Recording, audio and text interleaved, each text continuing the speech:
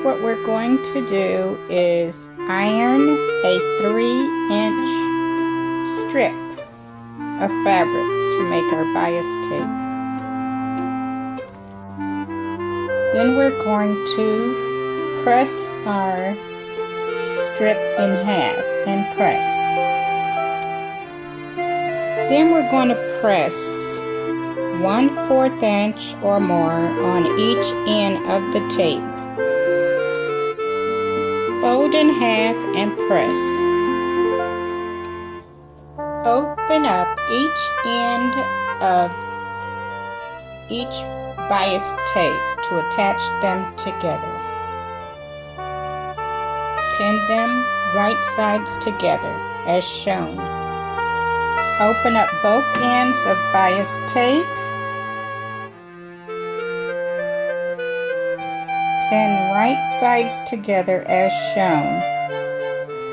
Draw a line from one left corner, top, to the right bottom corner.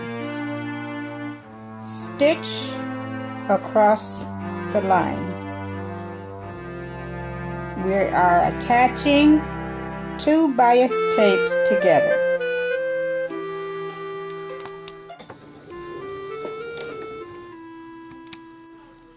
After stitching, cut off above stitching. Bias tapes are sewn together. This is the back side. Now we must fold it to the shape of the bias tape. All pressed and ready for connecting other tapes together. And I will be putting this on my quilt. Thanks for watching how to make bias tape and attaching them together. Bye bye now. Thanks for watching. Please like and subscribe.